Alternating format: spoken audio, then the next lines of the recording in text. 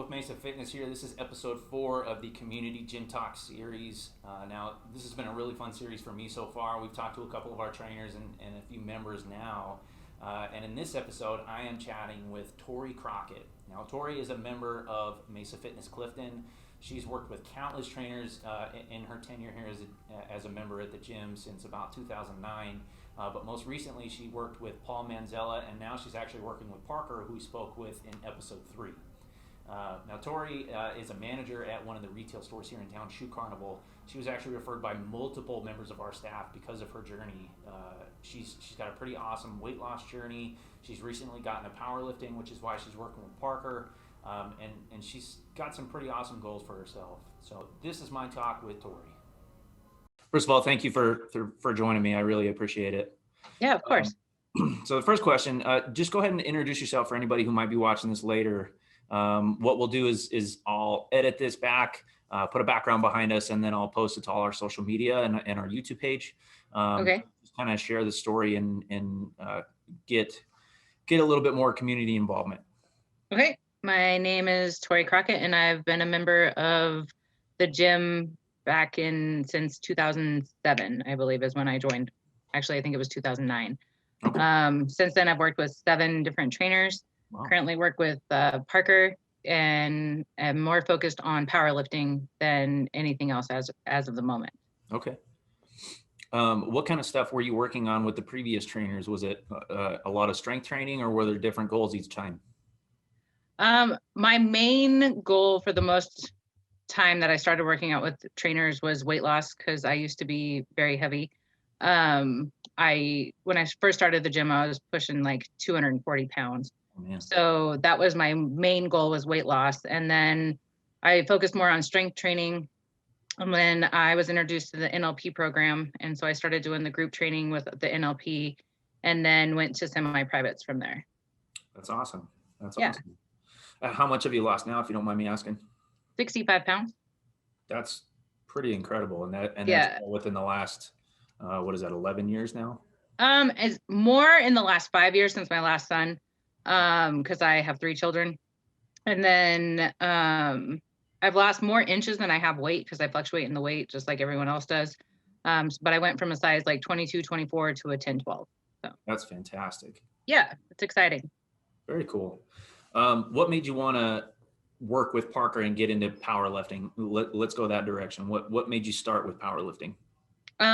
Honestly, Stephanie Bloomquist, one of my really close friends, she does powerlifting, and watching her and the incredible strength that she gained from all that, and watching a meet with her. And I actually got into it when I was working with Paul before he stepped away from training, and then I started working with Parker. And it's just empowering and amazing to see what our bodies are capable of. And I honestly hate cardio, so I'd rather do anything else than that. But like, to see your strength and how much you can do, it's amazing to see. That's awesome. Yeah. Now I've seen you've partaken in at least one meet. When was your first meet, and how did it go? My first meet was in July of 2019. I didn't know that I had stage fright or anxiety until my first squat, and it was one of the worst squats that anyone has probably ever done. Oh, you can ask Paul, I'm sure he'd tell you lots of stories. It was really ugly. So I failed on squats. My bench was fairly decent. I think I hit 135 at my first meet. And then at my first meet, I deadlifted 298 pounds. So, and then my second meet was in November of 2019. Squats were much better. That's after good. Some injuries too that I overcame. I think my squat at that meet was 225. My bench was 140, and then I deadlifted 303 at that meet. So. That's awesome. Awesome. That's really cool to see the improvement between your first and second meet, especially with the stage fright portion of it. Yeah, that was horrible. I had no idea I even had that. I almost blacked out. It was ugly. So. Now, for anybody who might be watching this later, kind of talk about what your mindset was going into that first meet. I mean, did you really have an expectation of what it would look like? Obviously working with Paul, like he's got some experience, and it was, was he able to kind of curb your expectations a little bit? Yes. He took me to a meet up in Fort Collins, and I watched a couple of the other girls on the powerlifting team do their meet. And so that helped me know exactly kind of how it was going to run. there's no way to really tell anyone how it's exactly going to go if you haven't experienced it, honestly. Yeah. It's amazing how everyone rallies around each other, even though you're pretty much in competition with those people because you want to outlift them. Right. But the encouragement and how everyone is just tells you how everything's going to go, and they're just really encouraging. And it's like, it's a sport. It's not like a super competitive thing. And it's amazing to see all the different women of different ages and sizes and weight groups and everything like that come together and really just want to see you do the best that you can possibly do. Yeah, that's awesome. I talked to Parker, actually the episode before this, and we talked pretty extensively about his powerlifting, and he said something along the same lines, where it's, there's a real camaraderie there, and it's not quite like traditional sports, in the sense that it's like super competitive and you're like out to get each other, but it's more of almost like a brotherhood sort of thing. Yeah, like your biggest competitor is yourself and beating the numbers that you did before. And so that's the mindset that almost everyone has. So it works out better that way. Yeah, I think that portion of it is really cool. That you're always just trying to beat yourself almost, rather than trying to compete against the world. Yeah, exactly. That's awesome. What are your goals now? And when is your next meet, I guess? My next meet is in April. I'm going to compete over in the Denver area with the rest of the group that was able to sign up for that meet. Awesome. I tore my shoulder this last July, so I'm just still recovering from that. And so my main goal is just to not hurt myself anymore. Paul had nicknamed me Humpty Dumpty because I hurt myself a lot. But I'm just trying to increase my strength, shoot for higher goals on deadlift. Like I'd love to hit like 315. For squat, I'd love to get anything over 240 because that's the highest I've gone right now. Mm-hmm. And then just to not re-injure my shoulder more than anything, even if I have to lift lightweight at the meet. Yeah. Was that a rotator cuff injury? Yeah, I tore my supraspinatus. So it was less than 50%, so I didn't have to have surgery done, but it's been a long recovery road and a lot of process, PT. Yeah. Mm-hmm. Yep. Yeah. Awesome. In doing research for this episode, I saw that you're going back to school. What are you studying? I'm majoring in business and minoring in human resources. That's awesome. Yeah. Now, is that to pertain to your current job, or is that to expand on something that you want to do in the future? Something that I'd like to do in the future. I have been in retail for over 19 years, and I've been the general manager of my current position for the last almost 17 years. And I'd like to see what I can do outside of retail and outside of the store atmosphere. So. Yeah, it's definitely, retail is definitely a one of a kind thing.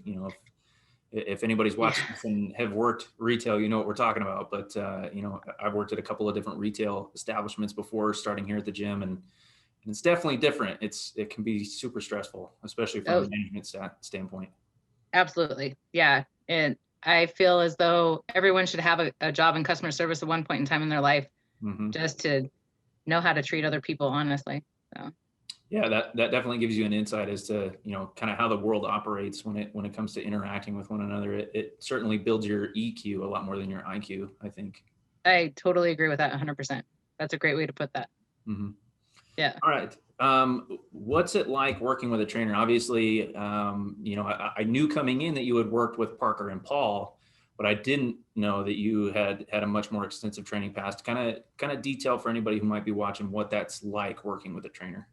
A trainer, if you get the right trainer, because I mean, there's definitely different trainers. None of the trainers that I've worked with have ever been like a bad experience by any means. They want you to see the full potential that you have in yourself, and they want you to know that they're there as your cheerleader and as your inspiration, and to set you up with all the tools that you need to be successful yourself. And they really try to help me push myself in order to achieve my goals, rather than just being like a drill sergeant or someone that's constantly nagging on you, basically. Yeah, I think that's a really good point, that they push you to see what they can see in you. Exactly. I think that's more often than not our biggest issue when reflecting on ourselves, is that we don't see the potential that we have, but having somebody there who does and can hopefully push us to that potential. Yeah, I think I would agree with that. Yeah. I know Parker's really big on that. We talked about that a little bit because I mentioned that I was chatting with you during his talk, and he's like, "Oh yeah, she's doing awesome stuff." So he's definitely a good advocate for you. It sounds like. Awesome. That good to hear. Because sometimes I'm like you never want to be a disappointment to yourself, let alone to your coach, Right. And there's sometimes when you're just not feeling it and you're not into your workout, and I just don't want to go home at the end of the day and feel like I let my coach down more than anything. So. I think that's a big one. I've talked to a few people here in the gym who work with trainers, not specifically for their show, but just kind of in general, and they say a lot of the same thing. Coincidentally enough, a lot of the people who work out in Clifton say that about working with their coaches. They would rather disappoint themselves than disappoint their coach. Yeah, exactly. Yeah. Which is awesome. Cool. Well, now on to a portion of the show that I like to call the Fitness 4. What that is it's 4 questions that is the same 4 questions for everybody that I talk to, whether it's a trainer, somebody who's working with a trainer, somebody who's just a member here at the club, or just somebody in the community. So first question is, what's your favorite song to get you pumped in the gym? Oh man. I listen to a lot of heavy metal music. I would say anything from Papa Roach to In This Moment, just like the screamo music. That's like my favorite music. Most people don't take me for a person that would listen to that music, but that's 100% what I listen to get myself amped up. Yeah, I'm right there with you. I'm always good on some Papa Roach. I got a lot of that in my workout playlist. Yeah, I don't really have a specific song. It's just anything that's like amped up that gets you hyped up. So. I like it. All right, question number 2. What is your favorite exercise and your least favorite exercise? I hate burpees. Absolutely, 100%. They're like the scum of the earth. I hate burpees. My favorite exercise is deadlifting. Really? 100%. That's awesome. Yeah, it's my favorite lift. It's the most powerful one that I have had, and I absolutely 100% love it. That's awesome. Yeah. Did you, out of my own curiosity, did you deadlift much before getting into powerlifting? No, not at all. I had tried it a couple of times when I started the NLP program, and it would be part of the circuit. But when I switched from conventional to sumo is when I really found a passion for it and loved it, because I thought that it was going to hurt my back from before. And then, it's just jitters and fears from all the stupid things that people tell you more than anything. So yeah. That's awesome. Yeah. I was never really like that either up until, the last couple of years. I've started to deadlift a little more. I had a knee injury about 3 years ago now, and I haven't really done it since. Mm-hmm. But, I was kind of the same way, especially when I first started working out with my dad in high school. I didn't want to do it because I always felt like I was doing it wrong, even after taking, weight classes in high school and in college where, they give you techniques and they really walk you through it. I always felt like I was doing it wrong.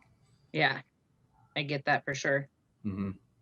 All right. Question number 3, what are you currently learning? Now, obviously this can be fitness related, whether it's in the gym or it can be work related. Obviously you're going to school. It can be related to that.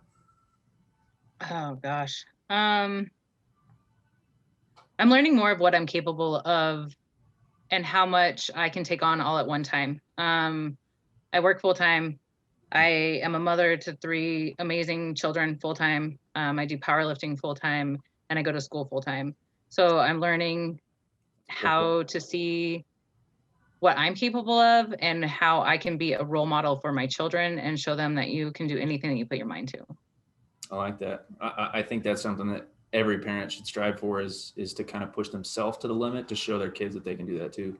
Right, exactly. And that's why I got into my fitness journey and my lifestyle change, was to be a better role model and be here longer for my kids and their kids. So I like that. That seems like a pretty common denominator too for a lot of people that we talk to who have either worked with trainers or gone through a pretty significant journey like your own, is that they want to put themselves in a better position so they can be better for their kids or for their family. Yeah. Right. I think that's a pretty big one. All right, last one from Fitness 4. What is one positive thing that you got out of 2020?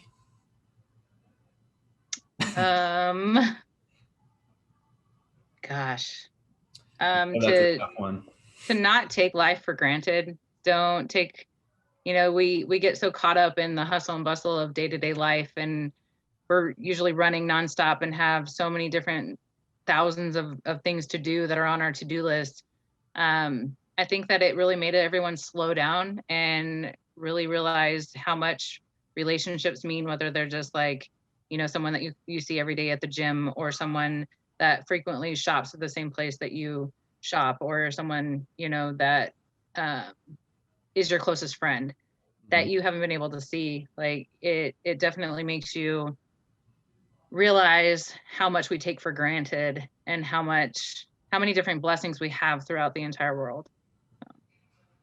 I would definitely agree with that. You know, there's a lot that went on in 2020.